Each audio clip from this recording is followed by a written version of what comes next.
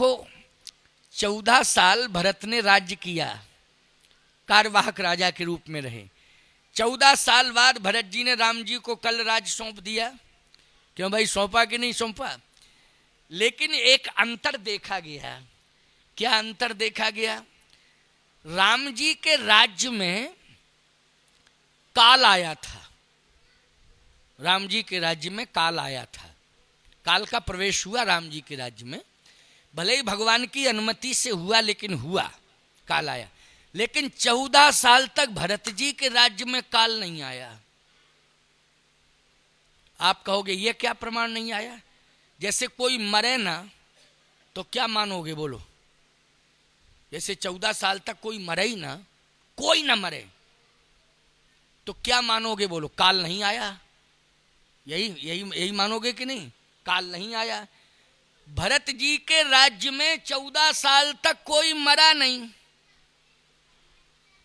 बोलो, आश्चर्य की बात है कि नहीं? और एक विशेषता, 14 साल तक कोई पैदा भी नहीं हुआ।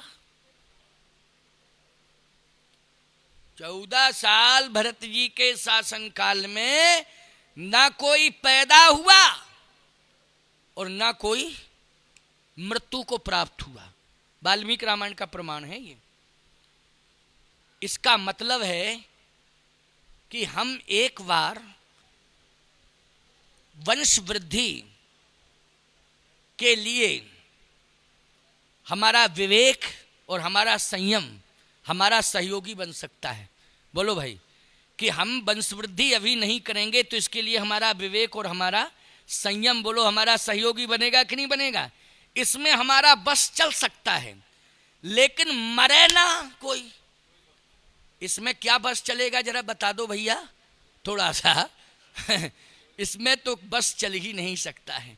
और अगर इसमें बस चल गया होता तो कोई मरता ही नहीं, फिर तो समस्या होती। उसमें पीछे नंबर डालने पड़ते कि अमुक सन के बाबा, फलाने सम्मत के बाबा, और उनको चाय दे आओ जो फलाने सन में हुए थे, जो फलाने सम्मत में हुए थे। बोलो, समस्या हो जाती कि नहीं? और सबसे बड़ी समस्या तो खादान की हो जाती, आवासीय समस्या हो जाती। क्यों भाई, कहाँ रहते इतने लोग? जनसंख्या बढ़ती जाती, घटती नहीं, बढ़ती जाती, लोग मरते नहीं, तो समस्या पैदा होती। लेकिन मृत्यु पर किसी का वश नहीं है। लेकिन भरत जी ने 14 साल रहकर ये बता दिया कि हमारे राज्य में कोई मृत्यु को प्राप्त नहीं हुआ। भगवान राम ने कहा वोटर लिस्ट मंगाओ जरा, तुम देखें। अच्छा भाई, वोटर लिस्ट देखी गई तो उसमें एक जगह लिखा था मृतक। राम जी बोले मृतक मृतक देखो लिखा। तुम क्या, भरत जी बोले नाम तो पढ़ो पहले। तो उसमें लिखा था चक्रवर्ती सम्राट महाराज दशरथ। भरत जी बोले जब पिताजी समाप्त हुए, इसके पहले हम ननिहाल में थे, बाद में आए, अगर मैं आ गया होता तो पिताजी ना तो मृत्यु को प्राप्त हो पाते, ना आप बन जा पाते, अगर मैं आ गया होता। लेकिन लीला आप ही की है कि हमें आने नहीं दिया और पिताजी को बन चलेगा और पिताजी को ऊपर भेज दिया। ये लीला तो सरकार आपकी है प्रभु जी, ये लीला तो आप ही की है। लेकिन अगर मैं आ गया होता तो पिताश्री के ऊपर काल हावी नहीं हो पाता, काल हावी नहीं हो पाता। प्यारे, एक और विशेषता क्या? भगवान राम के राज्याभिषेक में भरत जी का बहुत बड़ा योगदान रहा। 10 गुना खजाना बढ़ा मिला, 10 गुना खजाना। राम जी जितना छोड़ गए थे, लौट के आए तो 10 गुना खजाना बढ़ गया। अच्छा, 10 गुना खजाना कैसे बढ़ गया? एक तो आबादी नहीं बढ़ी। क्यों भाई, आबादी नहीं बढ़ेगी तो बोलो राज्य का कोष बढ़ेगा कि नहीं बढ़ेगा? सरकार सबसे ज्यादा कोष खर्च करती है आबादी पर, करती कि नहीं? वो आबादी जब नहीं बढ़ेगी तो कोष बढ़ेगा।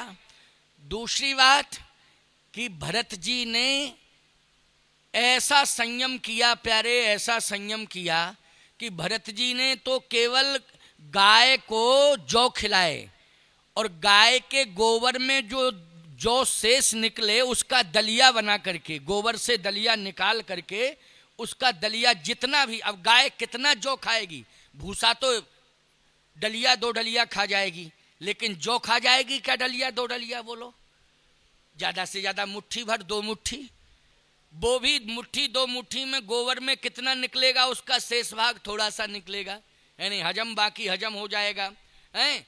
तो जो गोबर में, गाय के गोबर में जो जौ के दाने निकलते थे, बस उन्हीं का दलिया बना करके भरत जी, दलिया क्या, बस वही ग्रहण कर लेते थे। दलिया क्या, सीधे निकले गोबर से निकाले और उसी को ग्रहण कर लेते थे भरत जी। अयोध्या वासियों ने कहा, जब मेरा राजा इतना बड़ा नियंत्रण कर सकता है अपनी जवान पर, तो हम लोग भी संकल्प लेते हैं कि दोनों टाइम भोजन नहीं करेंगे, एक टाइम ही भोजन करके बिताएंगे। तो बोलो, एक टाइम का कोष जो भोजन का बचा वो जमा हुआ कि नहीं हुआ? बोलो, हुआ राजकोष में जमा कि नहीं? इस तरह से जनता ने सहयोग किया भरत के राज्य में। तो याद रखना, राम जी को राम राज्य का जो धरातल मिला वो मजबूत मिला कि नहीं मिला? एक तो वित्तीय व्यवस्था मजबूत मिली और दूसरे संयमी नागरिक मिले, संयमी प्रजा मिली। ये भरत जी ने दिया है राम जी को। एक तो संयमी प्रजा बना दी भरत जी ने अयोध्या की, और दूसरा खजाना बढ़ा दिया भरत जी ने। भगवान राम का राज्य ऐसा राज्य हुआ प्यारे कि आज तक 11.5 लाख वर्ष हो गए, लेकिन आज तक लोग मांग करते हैं तो केवल राम राज्य की मांग करते हैं। बोलो, दशरथ राज्य की मांग कोई करता? दिलीप राज्य की मांग कोई करता? नहीं करता। हरिश्चंद्र राज्य की मांग कोई करता? नहीं। अच्छा बोलो, भगवान कृष्ण के राज्य की मांग करता कोई? नहीं करता। राम राज्य, कृष्ण राज्य नहीं। जबकि भगवान ने द्वापर में, द्वारिकापुरी में राज्य किया कि नहीं किया? बोलो, किया। लेकिन कोई कहता है कृष्ण राज्य चाहिए, कोई कहता दशरथ राज्य चाहिए। दुनिया यही कहती है कि मुझे चाहिए तो राम राज्य चाहिए। राजा बलि जैसा धार्मिक, बोलो राजा था ना, अरे इतना बड़ा धार्मिक राजा हुआ कि बलि का पहरेदार बनना पड़ा भगवान को। आज भी वो परंपरा का निर्वाह होता है। बोलो, भगवान 4 महीने के लिए पहरेदार बन के कहाँ चले जाते हैं? राजा बलि के यहाँ चले जाते हैं। देवसैनी को जाते हैं और देवोत्थानी को फिर आते हैं ना देवोत्थानी को। तो कल्पना करो, ऐसा धार्मिक राजा बलि कि जहां भगवान को पहरेदार बनना पड़ा, और आज तक भगवान पहरेदार बनता चला आ रहा है। बोलो, चला आ रहा है कि नहीं? पहरेदार नौकर होता है प्यारे, होता है कि नहीं होता है? बोलो, घर के बाहर कोई जाग रहा है तो कौन जाग रहा है? मालिक सोता है और नौकर जागता है। आज भगवान पहरेदार बनकर के पहरेदारी कर रहे हैं राजा बलि की। लेकिन कोई माई का लाल मुझे ये बता दे कि मांग कभी उठी हो कि मुझे राजा बलि जैसा राज्य चाहिए। बोलो, मांग हुई क्या? जब जब भी मांग उठी है भारत देश में, तब एक ही मांग उठी है कि मुझे राम राज्य चाहिए।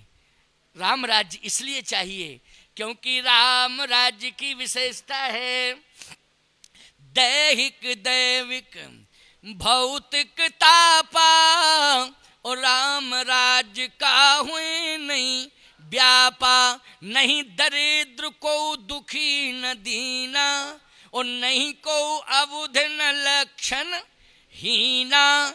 अल्प मृत्यु नहीं कवन्यु पीड़ा, सब सुंदर सब बिरुज शरीरा।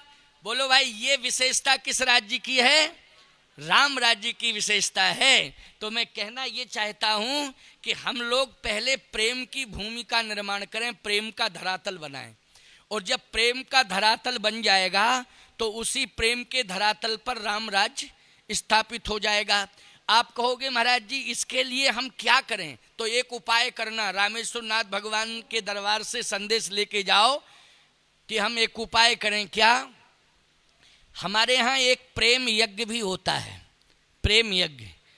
उसमें बाजार से साकिल खरीद के नहीं लाई जाती है, समझ लेना इस बात को। प्रेम यज्ञ में जैसे होमात्मक यज्ञ होगा, अभी हवन होने जा रहा है। अभी कथा के बाद, कथा विश्राम के बाद, अभी हम थोड़ी देर बाद आपको रामचरितमानस देंगे। इसके बाद यहाँ से व्यास पूजन होगा व्यासपीठ का, और व्यासपीठ का पूजन होने के बाद में समुद्र के किनारे तट पर हवन होगा। उसको कहेंगे होमात्मक यज्ञ। क्या कहेंगे? होमात्मक यज्ञ। राम कथा की पूर्णाहुति पर यज्ञ, होमात्मक यज्ञ। लेकिन प्रेम यज्ञ एक ऐसा है जिसमें साकल्य की जरूरत नहीं पड़ती। इसमें तो साकल्य पहुंच गई है। बता रहे हमारे संतोष जी के 15 किलो साकिल हम लाए हुए हैं, तो वहीं से शाहजहाँपुर से ही बढ़िया उसको बना करके लाए हैं, साफ सुथरा कायदे से। नहीं आजकल तो बनी हुई ले लो तो पता नहीं क्या क्या मिला देते हैं, बनी हुई साकिल लो तो पता नहीं क्या क्या मिला देते हैं। लेकिन बना के लाए हो इसमें विश्वास है। क्यों भाई? पूरी विश्वसनीयता है कि हमने स्वयं साफ करके बढ़िया दिव्य और साकल्य तैयार किया है। उसकी मात्रा होती, उसका अनुपात होता है, उसका एक बनाने का तरीका और नियम होता है, उसके अनुसार आपने बनाया। 15 किलो साकल्य से हवन होगा, समुद्र के किनारे होगा, समुद्र के तट पर। तो प्यारे विचार करना, जो प्रेम यज्ञ आप करोगे उसमें समय भी ज़्यादा नहीं लगेगा, क्योंकि आजकल एक दिन तो आप 2 घंटे दे दोगे यज्ञ के लिए, लेकिन रोज 2 घंटे नहीं दे पाओगे, समय व्यस्तता है, नहीं दे पाओगे। लेकिन प्रेम यज्ञ में 2 घंटे की जरूरत नहीं है आपको, फिर 5 मिनट की जरूरत है। कितने व्यस्त हो, 5 मिनट दे सकते हो कि नहीं दे सकते हो? बोलो, 5 मिनट तो दे ही दोगे। साकल्य नहीं मंगानी है तो पैसे से भी कुछ लेना देना नहीं है। बेदी भी नहीं बनानी है कि आप ईंट पत्थर लाओ, ये करो वो करो, ये भी